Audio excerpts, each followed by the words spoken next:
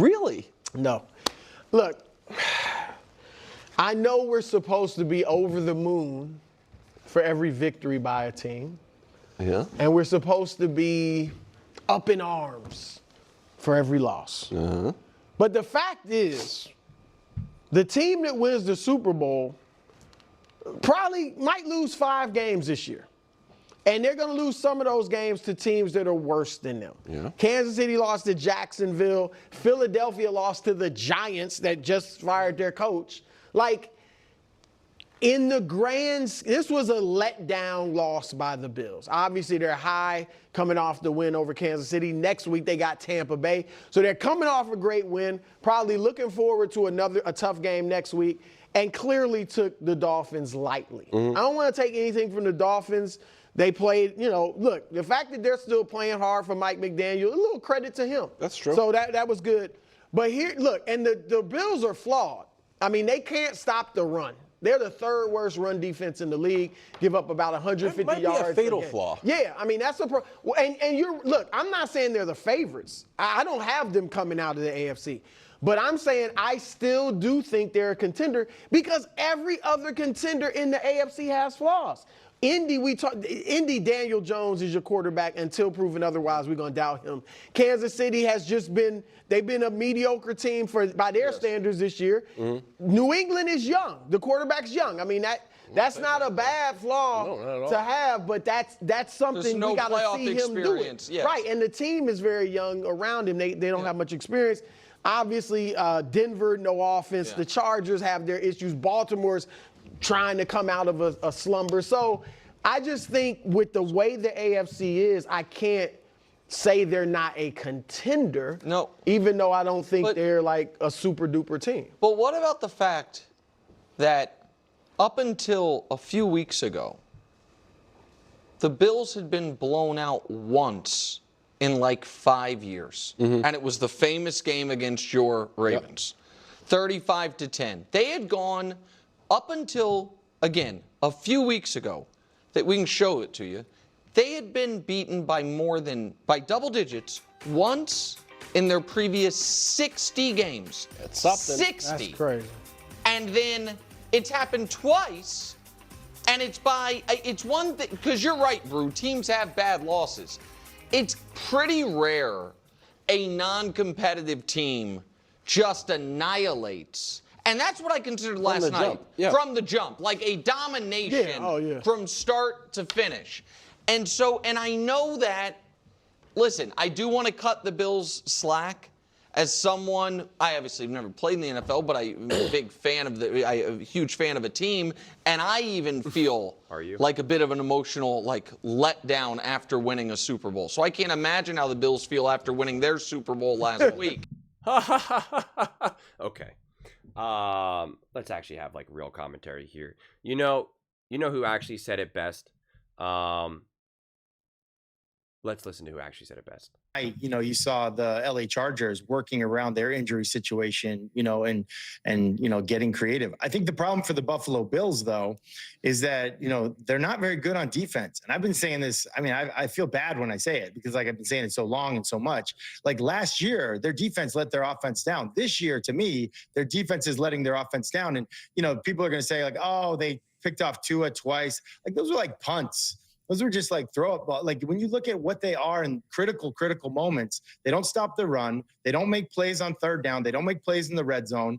And, I think they just help, they think that, Superman's going to help them out on the other side of the ball. So, I listen, having gone up against Sean McDermott many times when he was a coordinator, he was a very, very difficult coach to go up against. I have a tremendous amount of respect for him as a coach. However, when I turn on the film and I watch their defense play, I just don't see championship level defense coming out of there. I don't. I didn't see it last year. I don't see it this year. They don't tackle well. You got D linemen using spin moves on run plays. I don't like what I see there. And part of the reason that the New England Patriots look like they're going to win the AFC East. And that game highlighted that so beautifully. And what Matt said there too, which is what I've been saying again and again and again for years right now with the Buffalo Bills and Sean McDermott. Situationally, this defense never rises to the occasion. They never rise to the occasion. And that's why I kept pointing out, like, we can see Spags, Fangio, etc. We can see, wow, in that moment, wow, that play, that was a gotta-have-it moment, and look what that defense brought to the table. Look what they just did. And you pretty much can never say that with the Buffalo Bills.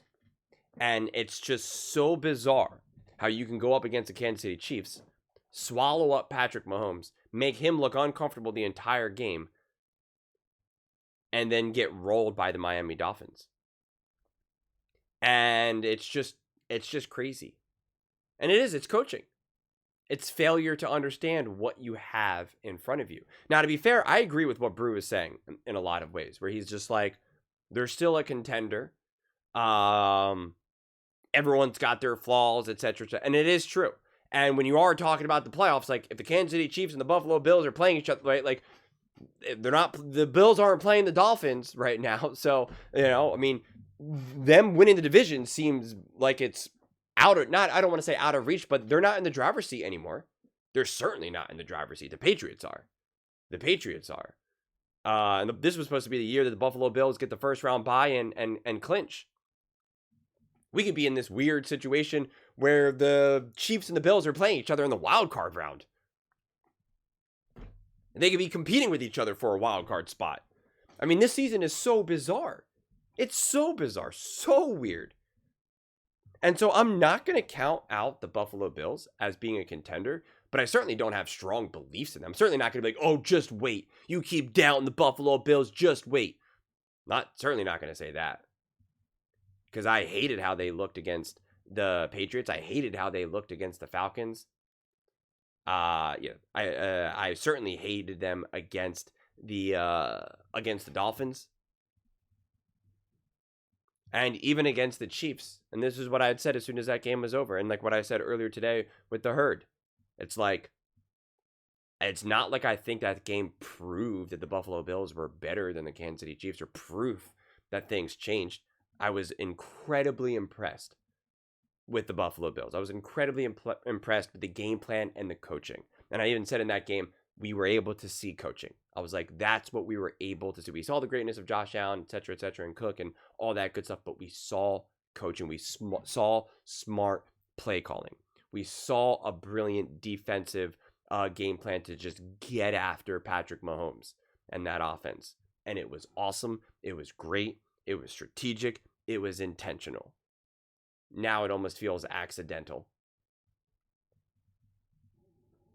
And we can chalk this up to a divisional game and blah, blah, blah, blah, blah. But it's just like, I don't know, man. It feels a little bit too indefensible to me. I can understand losing a weird, ugly game. I could understand that, losing a game like that where you're just like, oh, God, how did we just lose to that? And let's use the Raiders against the Chiefs as the perfect example of that. Patrick Mahomes, obviously not perfect, 27 for 44, 235 yards, 1 touchdown, 1 interception, 73.6 passer rating. Patrick Mahomes a fumble, Pacheco a fumble. Mahomes led the team in rushing, 53. Pacheco 11 carries for 26. They lost 20-14. Aiden O'Connell was 9 for 21. I mean, the fact that they beat the Chiefs, where their quarterback was 9 for 21 and threw for 62 yards, and it had a yards per attempt of 3. Like, so it was a bad loss. It was a bizarre game, but it was still 20-14. It was still winnable. It was still within reach. Now, to be clear, the Miami Dolphins were clearly better than that Raiders team, even if the record, Tua is better than Aiden O'Connell. He just is, okay? Mike McDaniel's a better offensive coach than AP will ever be at any side of the ball. So that, this is not like this direct comparison. What I'm just trying to say is, like, we look back at that game for the Chiefs as, I can't believe you lost to Aiden O'Connell throwing 62 yards. Like, how did you just lose that game? Like, that, it is just as bad of a loss as you could imagine. And, Nick tried to say, oh, it was Christmas and he was opening up presents and all that stuff. But it was still within reach.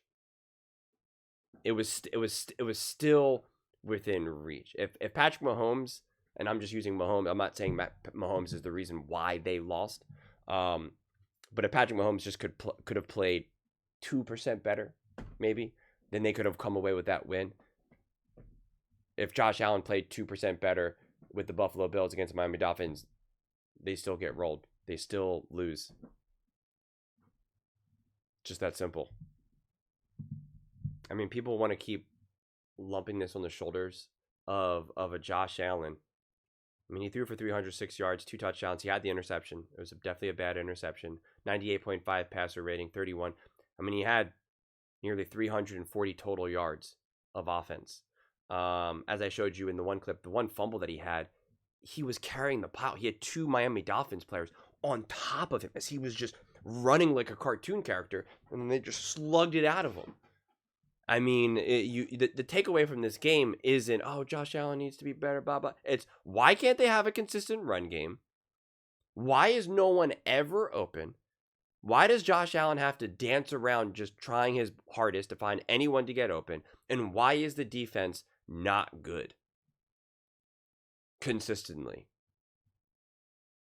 Why are they able to just run all the live long day?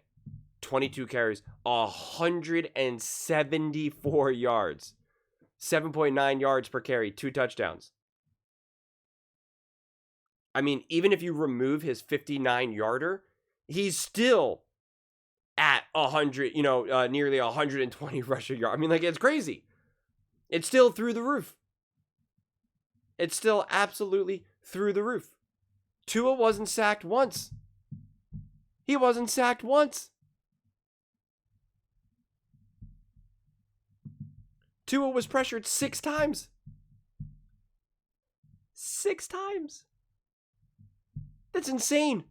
Russell Wilson, who didn't even play. Russell Wilson, who played for all of 4 minutes in that game. Like it was literally like 3 minutes of game time. Was pressured 7 times.